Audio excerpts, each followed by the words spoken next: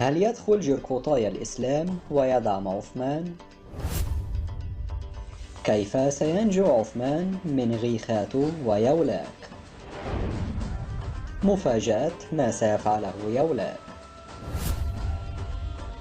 لا تنسى في البداية الضغط على إعجاب حتى تصلك الحلقة الجديدة، والتأكد من تفعيل وصول كل الإشعارات. المؤسس عثمان، حصريا على قناة المحقق عثمان.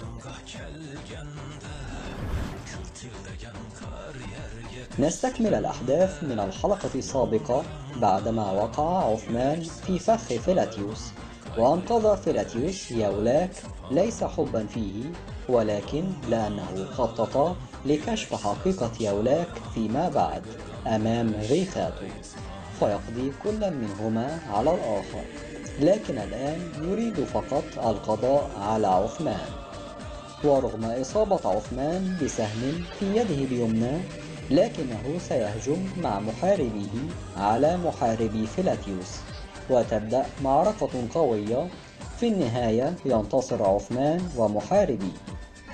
سيقع يولاك مرة أخرى بين يدي عثمان، حيث ظهر في الإعلان الأول عثمان يضع خنجره على رقبة يولاك، لكن يتضح من مشهد آخر من الإعلان أن بعض محاربي يولاك سيلحقون به لدعمه، حيث ظهر خلف يولاك وعثمان محاربون يوجهون الأسهم تجاه محاربي عثمان. هؤلاء المحاربون يرتدون قبعات مثل محاربي يولاك، كما أن عثمان لم يقم بربط يدي يولاك مرة أخرى، فيبدو أنه لم يتمكن من فعل ذلك بسبب مجيء دعم ليولاك. لكن ظهر عثمان يهاجم فيلاتيوس ويترك يولاك ومحاربيه، فلماذا أهملهم عثمان فهاجمه يولاك؟ احتمال كبير أن سبب هجوم عثمان السريع على فيلاتيوس وكان ينوي قتله، لأن فيلاتيوس سيستفز عثمان ويخبره أنه سيموت مثلما قتل محاربه أيازأل، مما يثير غضب عثمان، فيترك عثمان يولاك ليقتل فيلاتيوس أولا انتقاما من أجل أياز.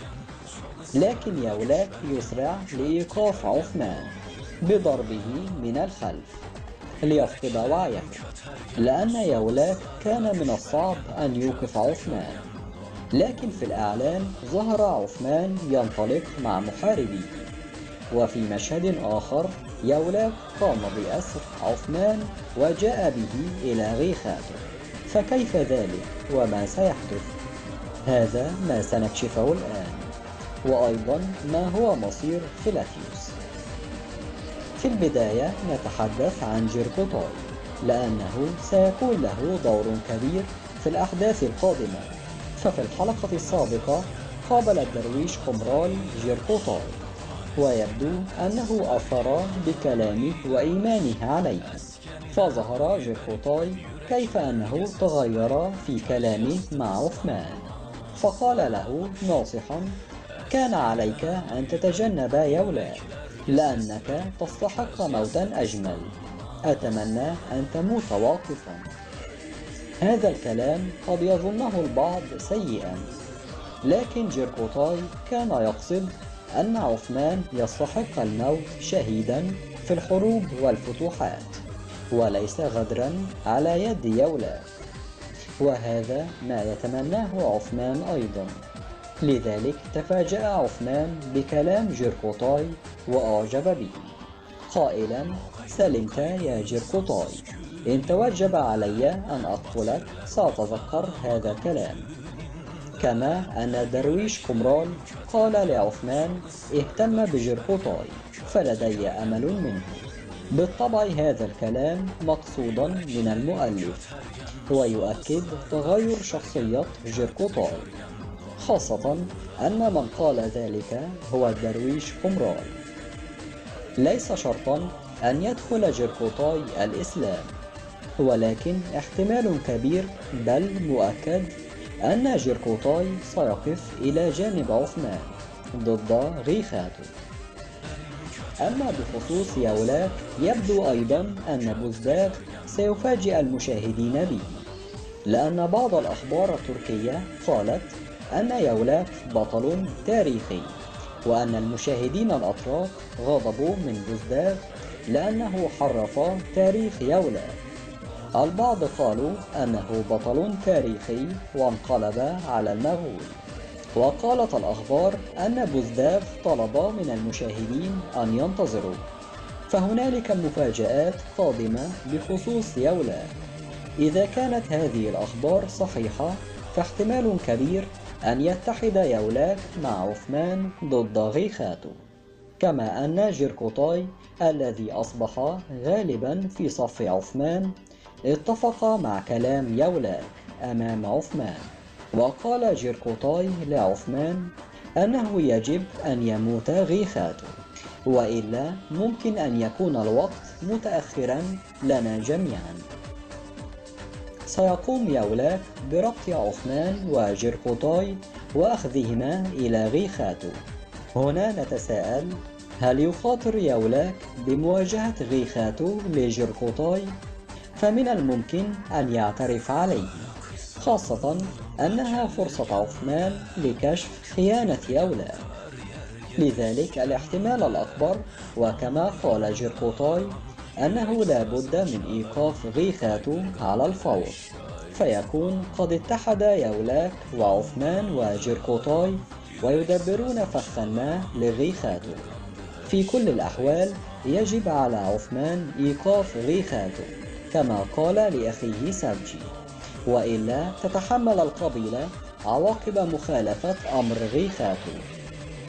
لكن غيخاتو سيعرف من نيكولا الحقيقة بأن يولاك خانه ويخطط لقتله، فهو كان شريك ابنه مونكا. سيعرف نيكولا ذلك من فيلاتيوس أو أحد محاربيه، حيث أن فيلاتيوس سيتم الإمساك به ويؤخذ إلى قبيلة القائد. لكن من يقوم بأسر فيلاتيوس؟ إما أن بمسي من يقوم بأسره، حيث ظهر بمسي في القبيلة رغم أنه كان مكلفا من عثمان بحكم القلعة، أو أن يولاك يغدر بفيلاتيوس ويرسله أسيرا إلى قبيلة القائد، لأن في الإعلان شخص ما يقول كما بعنا نحن لعثمان سيبيع عثمان أيضا لغيخاتو. غالبا هذا كلام فيلاتيوس، لأنه قال بعنا نحن لعثمان، وهو بالفعل الآن بين يدي القائد. بعدما عرف غيخاتو من نيكولا حقيقة يولاك كما ظهر في الإعلان، فإن غيخاتو يستعد لأسر يولاك. وعند دخول يولاك وعثمان خيمة غيخاتو وجدوا محاربي غيخاتو إلى جانبه مستعدين بسيوفهم. وفي نهاية الإعلان ظهر عثمان متفاجئا، ومن الممكن أن يحدث اشتباك من يولاك وعثمان ضد غيخاتو، رغم أنه صعب لكنه حدث من قبل في معسكر ابنه مونكا.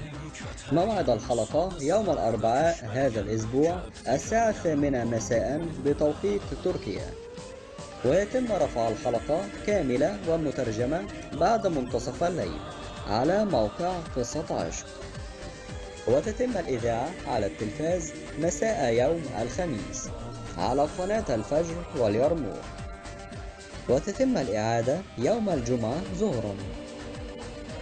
والكثير من المفاجآت نعرضها قريبا إن شاء الله. وكالمعتاد نخبركم متابعينا بكل ما هو مميز، فلا تنسوا الضغط على إعجاب والتأكد من تفعيل وصول كل الإشعارات حتى تصلكم الحلقات الجديدة.